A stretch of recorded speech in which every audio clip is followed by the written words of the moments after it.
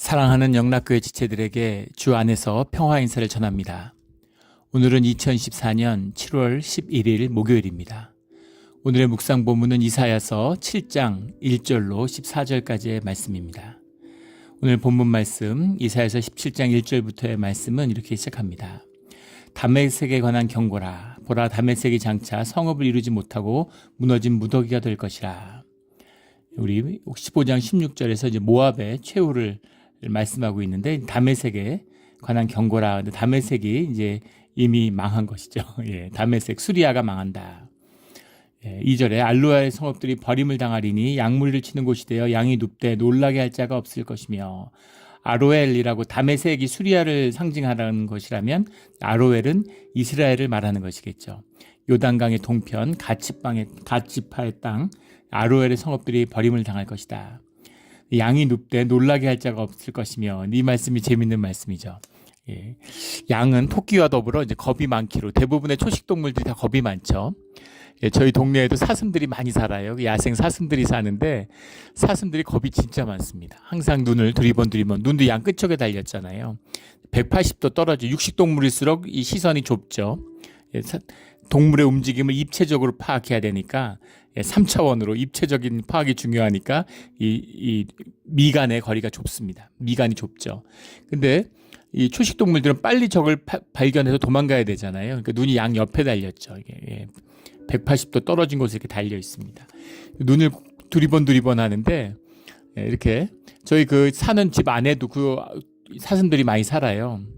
사슴들이 한 10m, 20m 앞에서만 이렇게 눈길이 마주쳐도 끔찍 놀랍니다. 미안한 마음이 들 정도 너무 놀래서 겁이 많죠. 양도 겁이 많습니다. 근데 양이 누워 있는데 놀라게 할 자가 없을 것이면, 조금만 누가 움직이고 뭘 해도 물론 양이 양한테 놀라진 않죠. 그런데 뭐가 좀 움직여도 깜짝 놀라서 일어날 텐데, 그런데 양이 누워 있는데 놀라게 할 자가 없어요. 얼마나 사람이 없으면, 얼마나 황폐했으면. 근데 이스라엘이 이렇게 된다라는 거죠. 3절 에브라임의 요새와 다메섹의 나라와 아람의 남은 자가 멸절하여 이스라엘 자손의 영광같이 되리라. 이스라엘 자손의 영광같이 되리라. 이것도 참 약간 뭐라 그럴까요? 그런 신랄한 냉소 같은 게 들어있는 그런 거죠. 이스라엘 자손의 영광이 지금 완전히 무너졌는데, 에브라임도 다메섹도 아람의 남은 자들도 이스라엘과 다를 것이 없다. 비참한 최후를 맞는다. 이런 말씀입니다. 4절 그날에 야곱의 영광이 쇠하고 그의 살찐 몸이 파리하리니. 5절에 마치 추수하는 자가 곡식을 거두어 가고 그의 손으로 이삭을 벤 것 같고 르바임 골짜기에서 이삭을 준 것 같으리라. 르바임 골짜기라는 건 이제 유다의 남부평야, 북부의 산악지에서 내려다가 유다의 남부평야가 되는데, 이곳이 우리 요즘으로 여기 우리 캘리포니아하고 이제 그 이스라엘이 비슷하다고 그랬죠. 캘리포니아를 한 10배 정도 부풀려 놓으면, 이스라엘을 10배 정도 부풀려 놓으면 캘리포니아가 되는 겁니다. 북부에는 산악지대, 지금 기준액선 기후, 서쪽에는 바다. 그러니까 그 인근에 붙은 산악지대에는 이제 나무가 풍성하고, 레드우드 내셔널 파크 이런 걸 생각해 보시면 되죠. 나무들이 빽빽한 거죠. 이게 이제 레바논의 백향목 이런 겁니다.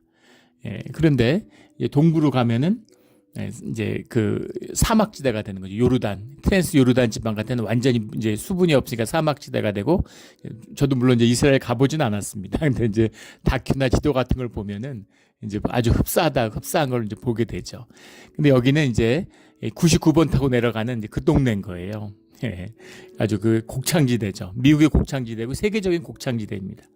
그런 곳이 바로 유다의 이 르바임 골짜기라고 해서 그랬는데, 르바임에 있는 지역이죠. 분지입니다. 그런데 그 지역에서 이삭을 준 것 같으리라. 추수를 다 했어요. 추수를 다 했는데 남은 게 뭐가 있겠습니까? 얼마나 알뜰하게 추수를 했겠어요. 그런데 거기서 이삭을 벤 것을 줍고 이삭을 줍는 이제 그런 거가 남아 있는 거예요. 얼마나 어려운 사람들. 이삭을 터는 소의 머리에 멍에를 매지 마라 하는 말씀이 나오죠, 성경에. 그거를 이제 곡식들을 펴놓고 이제 소들이 밟는 거예요. 옛날엔 그렇게 했다는 거죠. 소들이 밟는데 그 안에 곡식을 터니까 그걸 소가 먹잖아요. 근데 그걸 아까우니까 그걸 못 먹게 소의 머리에 멍에를 씌우지 말라는 거죠. 먹게 해주라는 겁니다. 그런데 이삭을 털고 소도 먹었는데 그래도 남는 게 있는 거죠. 그걸 줍는 사람들은 어떤 사람이겠습니까? 그 농장주가 농사진 사람이 와서 곡식 털고 속아 먹고 남은 걸 줍겠습니까? 그걸 줍는 사람들은 정말 죽기 직전에 그거 안 먹으면 굶어 죽을 것 같은 사람들.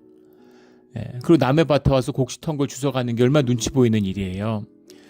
수박서리 하는 것 같은 그런 느낌 아니겠습니까? 그런데도 주워야 하는 그런 정말 가난하고 아무것도 남지 않는 자들. 이게 바로 그날의 남은 자들이죠. 그날의 남은 자들이라는 것은 한마디로 말하면 보잘것없는 자입니다. 이걸 좋게 소박하고 소탈한 자다 이야기하는데 정말 한심한 자들, 정말 보잘것없는 자들, 정말 바닥에 있는 자들, 이것이 남은 자들이죠. 이 남은 자들이 무슨 주님의 영광을 가지고 있고 이렇게 이거는 이제 영적으로 그렇게 얘기하는데 실제 모습은 어떻겠어요? 이 사람들이 종교인이겠습니까? 그 사회 밑바닥에 있는 사람들이 이 사람들이 무슨 세상에 가진 게 있겠습니까? 지위가 있겠습니까? 집안이 있겠습니까? 학력이 있겠습니까? 뭐가 있겠어요? 가장 아무것도 없는 자들, 보잘것없는 자들이죠. 그런데 그런 자들, 세상에 아무것도 가진 것이 없고 남은 것이 없는 자들, 살 길이 없는 자들, 그 자들이 하나님을 바라본다라는 거죠. 하나님밖에 의지할 게 없어요. 이제는 아무것도 의지할 데가 없으니까 하나님 좀 도와주세요. 하나님 살려주세요. 이렇게 하나님을 앙망하는, 하나님을 바라보는 그런 자들이 되는데 그것이 주님이 찾는, 주님과 만나게 되는 새로운 성스러운 씨앗이 시작되는 그 씨앗의 역사에 씨앗이 된다는 겁니다. 이게 남은 자의 비밀인 것이죠. 이것이 주님이 찾는 진실입니다. 모든 종교와 거짓과 허물을 무너뜨린 뒤에 피어나는 진실의 씨앗, 진실의 싹이 되는 거죠. 주님의 역사가 이렇게 시작된다는 거예요. 우리가 이것을 만나야 되는 것이죠. 이것을 만나야 되는 겁니다. 우리가 종교적 열심을 잃고 열심히 교회 다닌다고 해서 교회가 회복되지 않아요. 교회 헌신하고 사람들이 뜻을 모은다. 그럼 교회가 물론 흥청흥청 잘 되는 것 같겠죠. 그렇게 해서 되는 게 아니라는 겁니다. 주님이 함께 하시고 주님의 은혜를 부어주셔야 되는 거죠. 주님 없이 사람들이 모여서 종교적으로 열정을 내면 교회가 어떻게 되는가라는 것을 가장 잘 아는 교회가 우리 영락교회죠. 우리 몬트레 영락교회입니다. 멀쩡하던 사람들이 교회 모여가지고 열심을 내다가 다 원수져요. 어떻게 저럴 수 있을까 싶을 정도로 서로를 미워하고 서로 갈등하게 되는 겁니다.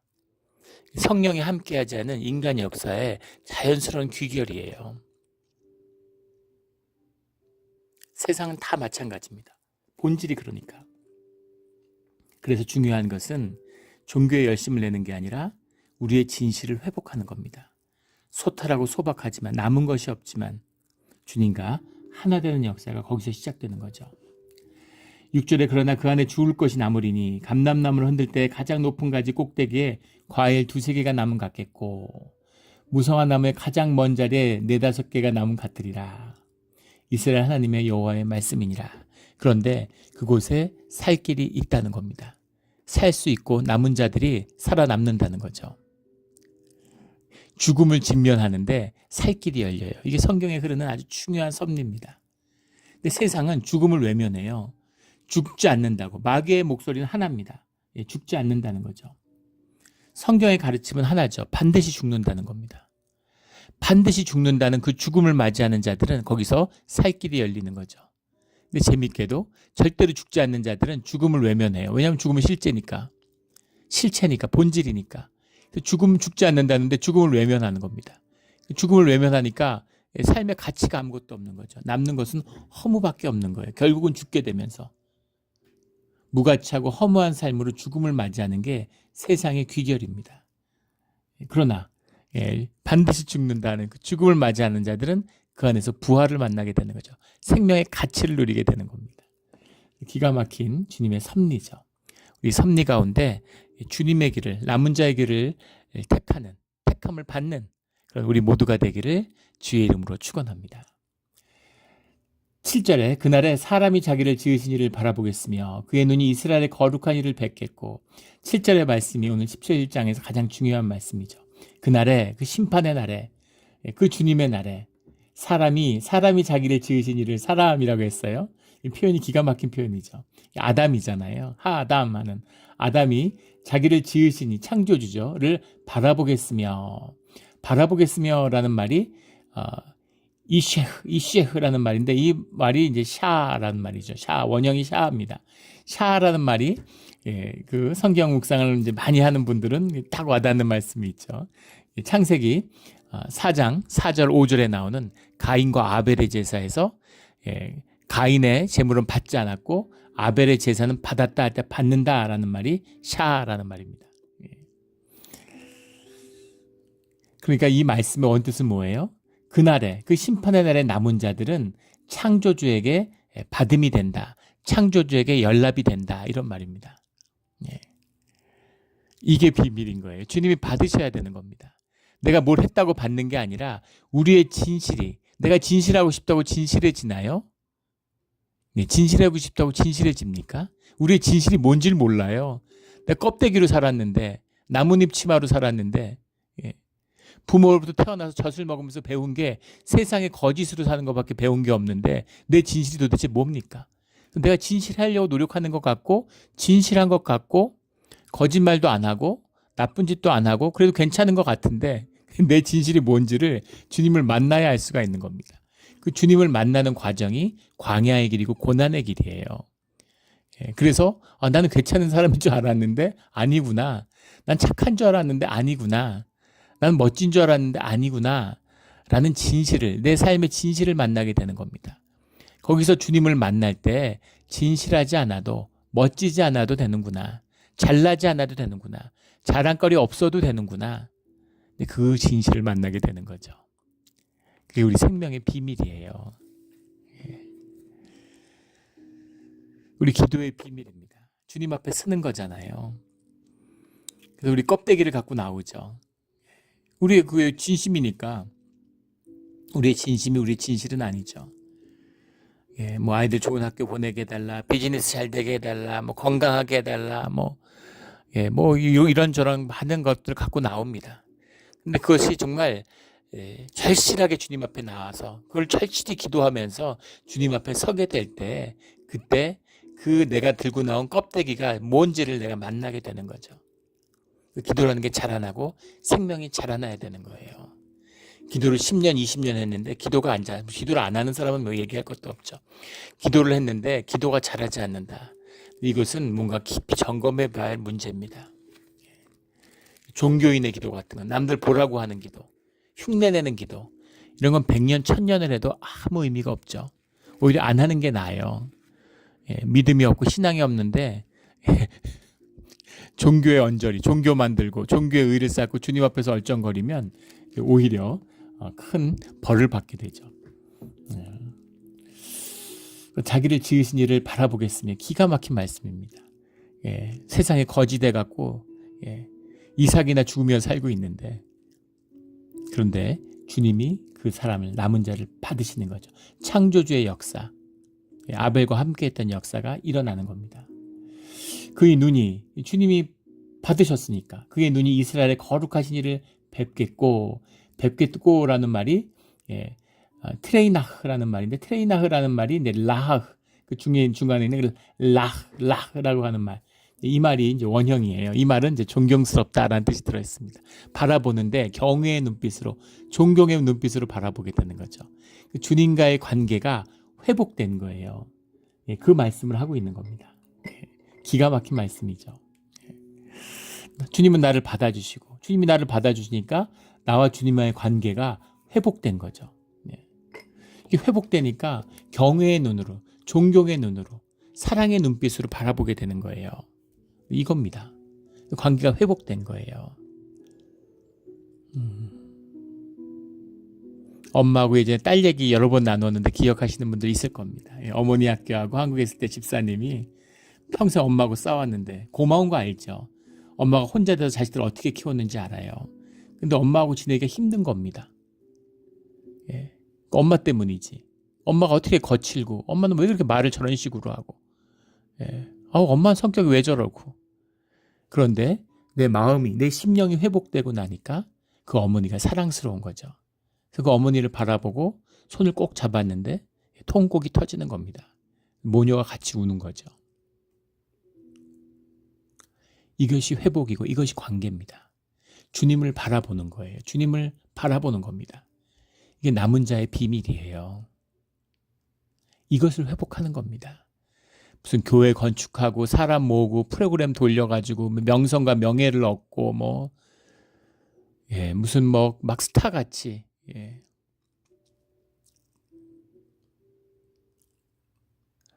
거짓된 종교죠. 주님이 그런 걸 딱 싫어하시는 겁니다. 그런 거 하지 말라고 이사야 말씀의 시작이잖아요. 근데 그게 우리가 좋으니까. 우리 믿는 신은 너희 신보다 더 위대해, 더 세.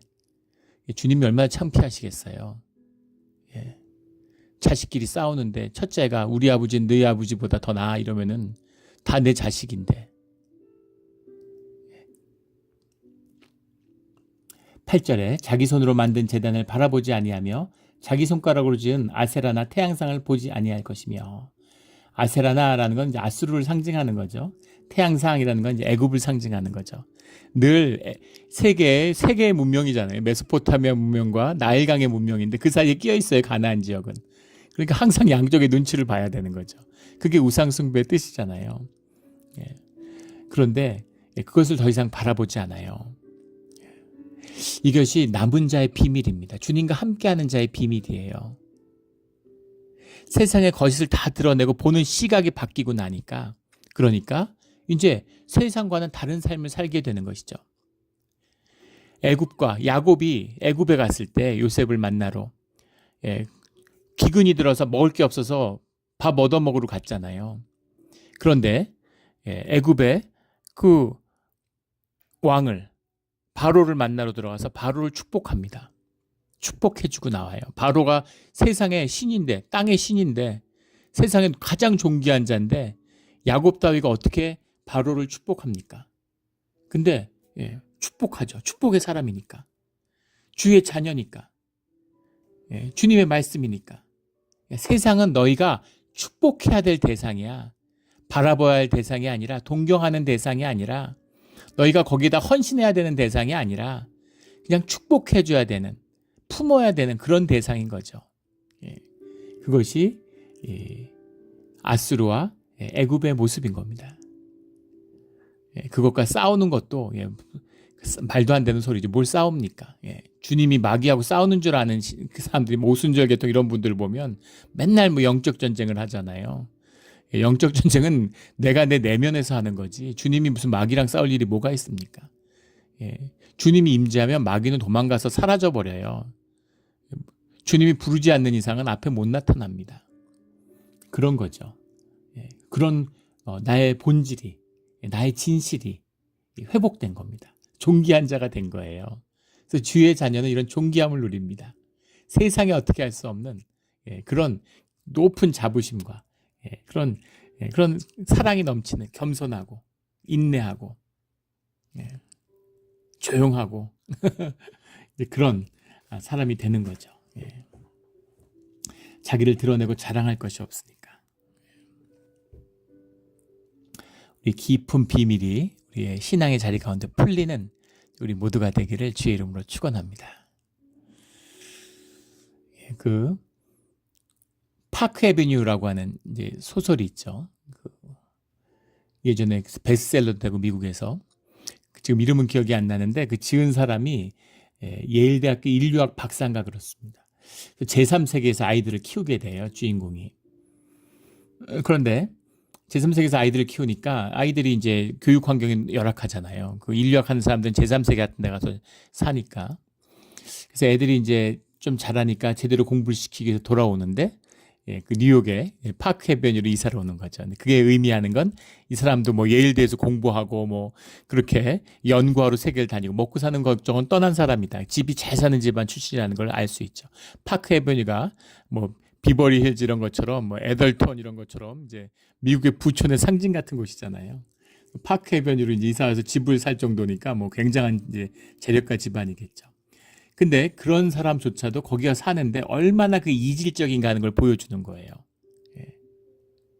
유치원에 애를 보내는데 그 유치원에 등급이 다 있고 예, 그 유치원에 보내는 게 쉬운 게 아닌 거예요. 유치원에 가는데 우리 유치원 출신이 무슨 아이비리그에 몇 명이 갖고 몇 퍼센트가 갖고 이런 얘기를 한다는 거예요. 애들 유치원 가는데 대학 가는 얘기를 하는 거죠. 그걸 추적했다는 것도 웃기고.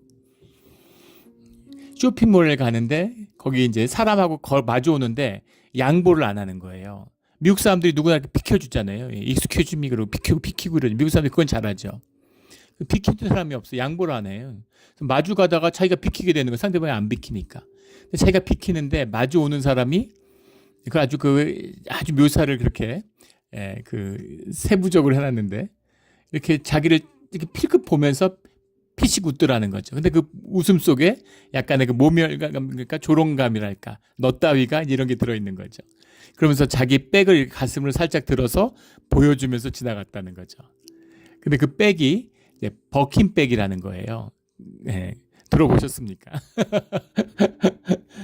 예, 그게 뭐 몇 억 한다는 거죠. 몇십만 불 한답니다. 근데 그게 이제 뭐 에르메스라는 데서 만드는데 그 돈 있다고 사는 게 아니라 오랫동안 에르메스의 고객이어야지 또 면접을 봐서 백의 이름을 더럽히지 않는 사람에게 판다는 거죠. 코미디죠. 근데 그걸 든 사람은 으쓱하는 거죠. 야, 나는 이런 걸 든 사람이야. 그런데 그 클럽 안에, 그 안에 이제 뭐 로열 클럽 이런 게 있는데 클럽이 있는데 그 안에 이제 사교 모임이 있고. 근데 그런 곳에서 그 백이 없으면 일원이 될 수 없다는 겁니다. 무슨 어설픈 명품백 이런 거 들고 가면 웃음거리가 된다는 거죠. 거기서 이제 스포츠센터에 다 등록해서 스포츠센터를 다니는데 이 주인공이 이제 뭐 인류학 박사 예일대 나왔지만 원래 어릴 때부터 부모님이 발레를 시켰대요. 그래서 발레를 고등학교 때까지 했는데 발레리나들이 뭐 운동량이 엄청나잖아요. 제가 발레를 어릴 때부터 한 발레리나 출신인데도 그 운동을 하는 그 연습 예비 그 엑서사이즈를 하는데 몸을 푸는 운동을 하는데 한 20-30분 동안 그거에 이미 탈진할 것 같더라는 거예요. 근데 아무도 힘들어하거나 아무도 그런 것에 대해서 불평한 사람이 없더라는 거죠. 예. 그리고 본 운동을 하니까 완전히 실려갈 것 같았다는 거예요. 네. 살찐 사람, 배 나온 사람 아무도 없고. 그러니까 그 그룹에 속해야 되니까 그 뿌듯함, 그 우월감이 그 모든 고통을 이겨내게 만드는 거죠. 예. 거기 들어가고 싶어서 거기서 으쓱거리고 싶어서 그래서 몸을 실력을 다하는 거잖아요. 몸에 모든 걸 던지는 거 아닙니까? 예. 그런 아픔인 거죠. 예. 그런데 야 그런 게 아니야. 그렇게 해서 살아서 거기서 살아남아서 자기가 아무리 돈을 벌어도 부모가 돈 번 걸 물려받은 사람들이 자기가 벌어온 돈을 우습게 하는 거죠. 그렇게 죽기 살기로 거기에 속해 살아도 결국 남는 것은 허무밖에 없다는 겁니다. 이게 중심의 진실이에요. 근데 중심에 주님이 회복한 자들은 삶의 가치와 생명의 능력이 자라나는 거죠. 야곱처럼 가진 게 없어도 바로를 축복하는 자가 된다는 겁니다. 이게 그 비밀이죠. 이런 사람이 돼야 된다는 거예요. 이걸 말로 해서 뭐 하겠습니까? 늘 설교하면서 답답한 이야기죠. 예. 이 말씀을 아는 자는 들을 것이요. 모르는 자는 아무리 얘기해도 와닿지 않겠죠. 예. 이 중심의 진실이 회복되는 우리의 신앙의 자리가 되기를 주의 이름으로 축원합니다. 이게 출발이었죠. 그런데 이걸 잃어버린 겁니다. 말씀 가운데 오늘 9절 말씀이 이어집니다. 그날에 그 견고한 성읍들이 옛적의 이스라엘 자손 앞에서 버림받은 숲을 속의 처소와 작은 산 꼭대기의 처소 같아서 황폐하리니 10절에 있는 내가 내 구원의 하나님을 잊어버리며 내 능력의 반석을 마음에 두지 아니한 까닭이라. 우리와도 연결되는 말씀인 거죠. 지금 우상 숭배했다는 게 뭐 나무 만들어 놓고 뭐 거짓 숭배했다 이런 종교의 행위를 이야기하는 것이 아니죠. 삶의 중심의 진실이 회복되지 않은 그 모습, 오늘 우리의 모습을 생각해 보면 되잖아요. 예. 그런데 그렇게 해서 왜 어려워졌는지, 왜 현상이 이렇게 힘들어졌는지 그 내용이 무엇이냐면은 구원의 하나님을 잃어버리고 능력의 반석을 마음에 두지 아니한 까닭이라는 겁니다. 이 말씀의 의미는 무엇이냐면은 생명의 근원에 닿아 있지 않으니까, 물이 끊어졌으니까 나무가 메마르는 게 당연하잖아요. 예. 당연한 겁니다. 예. 지금 애굽이 우리 성경에도 읽고 있지만 이집트가 밀의 산지죠. 밀의 산지인데 지금 이집트가 밀농사가 제대로 안 돼가지고 밀을 수입하는 세계 최대 수입국 중에 하나가 됐습니다.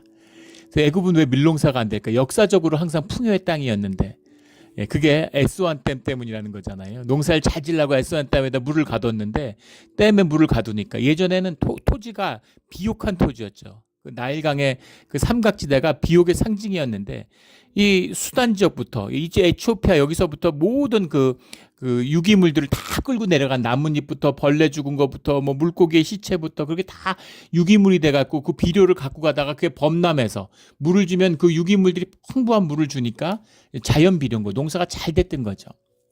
그런데 그게 이제 댐을 막아가지고 그게 물이 댐에 갇히는 거예요. 요즘엔 그걸 알고 이제 댐 기술이 발달해가지고 수문을 위에만 있는 게 아니라 밑에도 만들죠. 그래서 밑에도 수문을 열어줍니다. 그래서 유기물들이 떠내려갈 수 있도록 퇴적물들이. 근데 이거 옛날에 지어가지고 그걸 몰랐던 거죠. 그래서 유기물은 계속 퇴적하고 그게 방출이 안 되는 거예요. 물이라는 게 밑으로 그런 거 가라앉고 위에 물만 위에서 떨어지니까. 그러니까 뭐 질소 비료 같은 걸 계속 뿌리는데 점점 토양은 황폐해지고 시간이 지나면서 점점 이 밀 수확이 줄어가지고 이제 밀을 수입해야 되는 수출하던 나라가 수입하는 나라가 된 거죠. 근원, 생명의 근원과 떨어졌기 때문입니다. 이런 거죠. 영의 근원, 생명의 근원과 떨어지니까 구원의 하나님을 잊어버리니까 그러니까 점점 메말라 가는 거예요. 그래서 너희가 이렇게 된 거야 이 얘기죠. 우리 현상은 빠르잖아요. 막 정신없이 막 움직이고 뭐 주식하는 사람들 보십시오. 저희 형이 이제 평생 증권회사를 다녔는데 이제 채권 업무를 주로 했지만 증권 투자를 하는 사람들은 그 증권 트레이더나 이런 사람들은 오전에 모든 걸 끝낸대요. 오전에 거래한 물건을 점심 먹을 때 들고 있지 않는답니다. 그걸 들고 점심을 먹으면 점심을 제대로 못 먹을 뿐 아니라 그게 신경 쓰여서 소화가 잘 안 된다는 거예요. 들고 있던 게 뭘 그걸 깨끗이 정리해놔야 점심을 먹고 오후에 들어가서 다시 거래를 시작한다는 거죠. 시간 단위로 하루 단위로 한나절도 나절을 아침 오전 나절 오후 나절 쪼개서 이렇게 살아야 되는 거예요.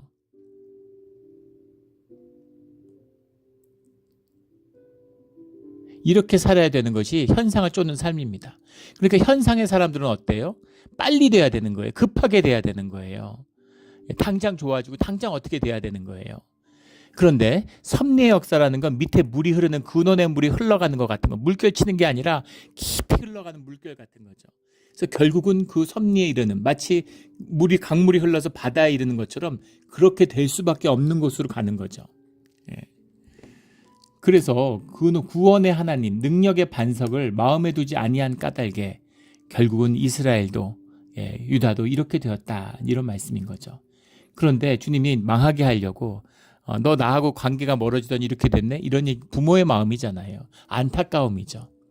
돌이키고 회복해야 돼. 그 돌이키는 비밀이 어디 있는지 너희들 뭐 양 갖고 하고 소 잡고 이런다고 냄새 피운다고 되는 게 아니야. 너희의 마음의 중심에 그 진실의 중심이 회복돼야 돼. 그걸 가지고 나와 이런 말씀인 거죠. 그 말씀을 정말 피를 토하는 지금 이 이사야의 통해서 이 말씀을 선포하고 있는 겁니다. 11절에 내가 심는 날에 울타리를 두르고 아침에 내 씨가 잘 발육하도록 하였으나 근심과 심한 슬픔의 날에 농작물이 없어지리라. 정말 잘했어요. 정말 정성을 다해 잘했는데 결과가 꽝이라는 거죠. 저희 그 친척 사촌 형이 예전에 그런 고백을 들은 기억이 납니다. 어릴 때부터 동네 수재 소리를 들었어요. 공부를 잘했습니다. 공부를 잘해가지고 계속 뭐 전교 1등하고 그래서 이제 서울대 공대를 갔어요. 지금이야 이제 뭐 공부 잘하는 애들이 다 의대를 가지만 그때는 이제 서울대 공대를 갔죠. 그때도 물론 서울대 의대는 좋았지만 서울대 공대의 제일 약한 과가 다른 어떤 의대보다도 높았던 시절이죠. 그래서 공대를 나왔습니다. 그래가지고 이 반도체를 전공해가지고 삼성전자에 갔어요. 군대도 안 갔죠. 병역 면제되고. 그리고 거기서 이제 승승장구해가지고 삼성전자에서 임원도 됐습니다. 근데 그런 말 하더라고요. 임원은 임시 직원이라고. 임원 되면 요즘엔 뭐 진급 잘 안 하려고 그런다 그러죠. 차장이나 부장으로 은퇴하려고. 임원 되면 막 주일날도 주말에도 나오라 그러고 막 야근시키고 예, 그러니까 힘들다 그러는 게 언제든 잘릴 수 있고 막 성과에 시달리고 물론 월급은 많이 받지만 그래가지고 이제 삼성전자에서 임원도 얼마나 자랑스러운 그 자식입니까? 근데 형제인데 동생은 이제 대학을 못 갔어요. 막 발성 피고 계속 이제 그러더니만 어떻게 형제가 그렇게 다른지 둘째도 애가 머리는 좋은데 이상하게 공부를 안 하고 이래가지고 그래서 예, 고등학교 졸업하고는 뭐 이거 한다 저거 한다 근데 뭐 잘 안 되고 뭐 이러면서 이렇게 저렇게 하다가 이제 돈을 좀 모아가지고 커피 전문점을 차린 겁니다. 그래서 커피 전문점을 하는데 이제 뭐 이렇게 자리 잡고 오랫동안 하니까 뭐 잘 되고 이렇게 하는 거죠. 그래서 커피도 뭐 팔기도 하고 뭐 이것저것 일을 하면서 이제 잘 사는 겁니다. 그런데 삼성에서 이제 임원을 하던 형이 그 50 정도 돼 40대 후반이 되니까 나왔어요. 요즘에 40대부터 웬만하면 다 나온 최고 임원이 될 경영자층이 아니면 40대 후반이면 다 나온다고 그러더라고요. 예, 뭐 사장 무슨 뭐 회장 될 거 아니면 다 나온대요. 나왔는데 예, 뭐 잘 안 되는 거죠. 이렇게 뭐 비즈니스 중소기 해보려고 그랬는데. 그러니까 모아놓은 돈으로 이제 커피 전문점을 차렸는데 그게 잘 되겠습니까? 나이 50대 중반에 그런 게 잘 안 되죠. 그러니까 동생한테 도움을 받아야 되는 거예요. 동생은 평생 했으니까 잘 알잖아요. 그러니까 이건 이렇게 해야 되고 저건 저렇게 해야 되고 막 이렇게 도움이 동생 없이는 그걸 할 수가 없는 거죠. 근데 그 형이 그런 고백을 하는 거예요. 예. 이상하다고, 정말 이상하다고. 자기가 뭘 좋아하는지, 뭘 잘하는지도 몰랐다는 거죠. 근데 항상 사람들이 어른들이 이게 좋은 거다. 이걸 해야 된다. 이렇게 해야 된다. 저렇게 해야 된다. 학교 다니면서 늘 사람들이 회사 다니니까 이렇게 해야 된다. 저렇게 해야 된다. 늘 최선을 다했고 열심히 했고 늘 잘했다는 거죠. 좋게만 왔는데 늘 성공하고 늘 잘했는데 늘 경쟁하면 이겼는데 내 인생이 어디서부터 틀어졌는지 모르겠다고. 왜 이렇게 됐는지 모르겠다고. 예, 아니 뭐가 문제입니까? 예. 그 커피집 잘 돼갖고 돈 잘 벌고 잘 살면 되지. 그런데 뭔가 세상에 번쩍이고 화려하고 자랑거리를 만드는데 생명을 다했는데 이제는 자랑스럽지 않은 거죠. 이제는 다른 사람들에게 자랑할 거리가 없는 거죠. 동생하고 다를 게 없으니까. 대학도 안 나왔는데 뭐 대기업에 근무한 것도 아닌데 어디서부터 잘못됐을까요? 예. 진실을 말하면 인생에서 잘된 적이 없었던 겁니다. 잘된 줄 알았던 거죠. 자랑거리 만들고 남들 뭐 누르고 삐쩍번쩍거리는 뭐 번쩍거리는 걸로 뭔가 껍데기로 나를 가리려는 걸로 살았으니까. 근데 이제는 가려지지가 않는 거예요. 돈 있으면 가려집니까? 학력이 있으면 가려집니까? 한국에서 있을 때 어른들이 그런 얘기를 하시더라고요. 노인정에 있는 분들이 50이 넘으면은 예, 얼굴이 의미가 없고 60이 넘으면 학력이 의미가 없고 70이 넘으면은 재산이 의미가 없고 80이 넘으면은 건강이 의미가 없다. 이런 말을 하는 명언이죠. 예. 아무리 젊었을 때 뭐 잘생겼다 이쁘다 해봐야 50 넘으면 다 거기서 거기라는 거죠. 60 넘으면 뭐 어느 좋은 학교 나왔던 학교 안 나왔던 다 뭐 현업에서는 물러나 있잖아요. 직장 생활하는 사람 있습니까? 공무원을 하겠습니까? 그러니까 뭐 그런 거 할 때 무슨 학력이 중요한 거지. 무슨 스몰 비즈니스 하는데 뭐 학력이 무슨 의미가 있어요. 그러니까 학력이 60대가 되면 의미가 없는 거죠. 70이 되면 돈이 있으면 뭐 합니까? 예.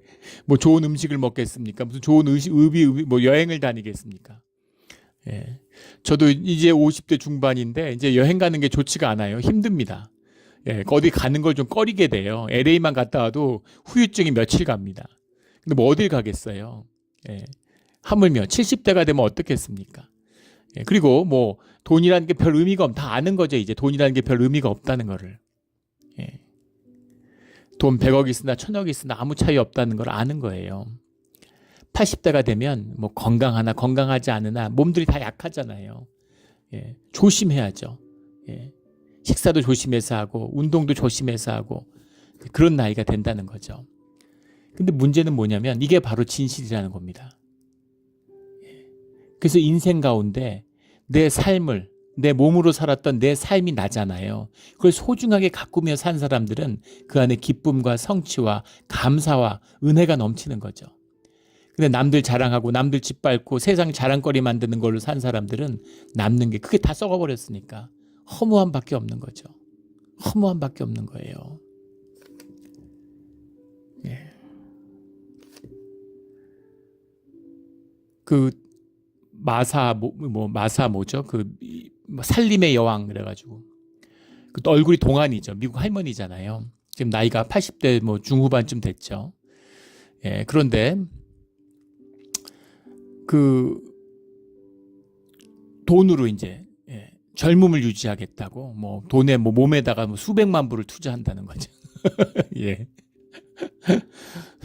그 젊음을 유지한다고 그 트레이너들을 고용하고 이제 계속 전신 성형을 하고 막 이래서 그래갖고 나이가 80대인데 비키니 수영복을 화보를 찍었다고 그게 화제의 뉴스 해외 토픽에 제목에 있더라고요. 예, 그게 아름다운 게 아니라 추한 것이죠. 80대에는 80대의 아름다움이 있잖아요. 20대, 30대의 아름다움을 왜 흉내냅니까? 예, 사람의 아름다움이 육에밖에 없어요. 예, 인격의, 내면의, 삶의 아름다움으로 피어나야지. 80이 돼가지고 막 돈 그렇게 들이고 막 이래가지고 비키니 이게 뭡니까 도대체. 예, 너무 슬픈 거죠. 너무 비참하잖아요. 예, 너무 비참. 본인은 자랑스러울지 모르겠는데, 예, 그게 절대 아름답지 않은 것이죠. 이게 중심의 진실이라는 겁니다. 내게 주어진 것, 예, 내가 받은 것, 내가 가진 게 적다고 밥 굶겠습니까? 미국에서 다 잘 살잖아요. 예, 그런데 다 못 가져서 더 안 가져서 막 그냥 그 박탈감에 그냥 죽어라 죽자 살자 돈 벌려고 그러잖아요. 그러면 안 된다는 겁니다. 그러다가 망했어. 예, 울타리를 두르고 아침에 일찍 일어나서 씨를 잘 바룩하도록 했는데 그래서 이런 심한 슬픔의 날에 농작물이 없어진 거야. 이런 말씀인 거죠. 예. 그렇게 살지 않아도 안식으로 살고 평화로 살고 기쁨으로 살고 감사로 살면 너희의 농작물이 넘친다. 예, 너희가 먹고 살기에 남아도라. 이런 말씀이죠. 이 귀한 말씀입니다. 예, 오늘 말씀의 비밀. 그날의 사람이 자기를 지으시기를 바라보겠으며 그의 눈이 이스라엘의 거룩하신 이를 뵙겠고. 예, 이것이 남은 자의 비밀이죠. 이 남은 자의 비밀이 오늘 우리 가운데 우리 세대에 성취되기를 간절히 소원하며 예수 그리스도 이름으로 축원합니다. 아멘. 기도드리겠습니다. 하나님 아버지 감사합니다. 주님 은혜로 붙들어 주시고 어떠한 고난 가운데서도 우리의 중심의 진실이 회복되는 남은 자의 역사가 우리의 삶의 진실이 되게 하여 주시옵소서. 주님께 연락되며 주님을 바라보는 자들이 되기를 소원합니다. 감사하며 예수 그리스도 이름으로 기도드렸습니다. 아멘.